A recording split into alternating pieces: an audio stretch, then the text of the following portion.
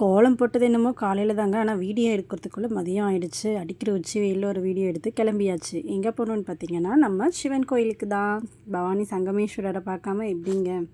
அது மட்டும் இல்லாமல் சித்திரை திருவிழா ஆரம்பித்தாச்சு. என்ன ஸ்பெஷல்னு பார்த்தீங்கன்னா, இவங்க தாங்க 63 நாயன்மார்கள்.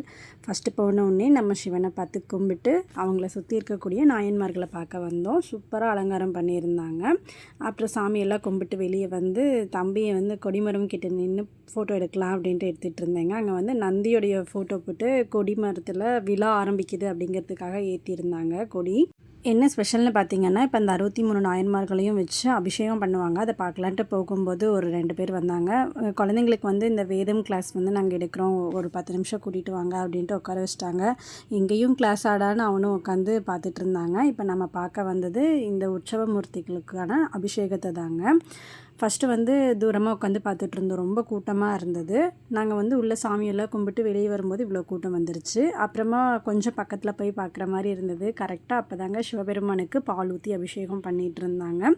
ரொம்பவே பக்கத்தில் நின்று நாங்கள் பார்த்தோம். சூப்பராக இருந்தது. பார்த்து முடிச்சுட்டு அப்புறம் வீட்டுக்கு போகலான்ட்டு கிளம்பிட்டோம். கிளம்பும்போது கோயில் வாசலில் கடை போட்டிருந்தாங்க. ஐம்பொன் ரிங்கு, உத்ராட்ச மாலை அந்த மாதிரிலாம் போட்டிருந்தாங்க. இதை பார்த்தோன்னே எனக்கு சரி என்ன இருக்குதுன்னு பார்க்கலாம் அப்படின்ட்டு தான் போனேன். அங்கே வந்து எனக்கு ஒரு ரிங்கு பிடிச்சிருந்துச்சு. நமக்கு தான் இந்த ஓமுங்கிறத எங்கே பார்த்தாலும் மண்டைக்குள்ளே ஏறிடுதே. அது வந்து நம்ம ரிங்காக பார்த்துட்டோம், விடவா முடியும்?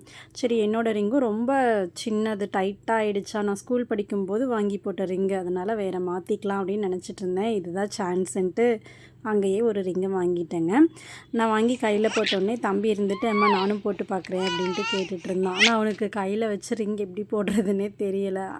அப்புறம் ஒரு வழியாக திருப்பி விட்டு கையில் போட்டுட்ருந்தேங்க. சூப்பராக இருந்தது. என் கையில் பார்க்குறத விட அங்கே வச்சுருந்ததை விட இந்த குட்டி கையில் பார்க்கும்போது தாங்க அது இன்னும் அழகாக இருந்தது. அப்புறம் நானும் போட்டு பார்த்துட்டேங்க. இதுக்கப்புறம் என்ன நடந்தது அப்படிங்கிறத அடுத்த வீடியோவில் பார்க்கலாங்க. ரொம்ப ஸ்பெஷல், மிஸ் பண்ணிடாமல் பாருங்கள்.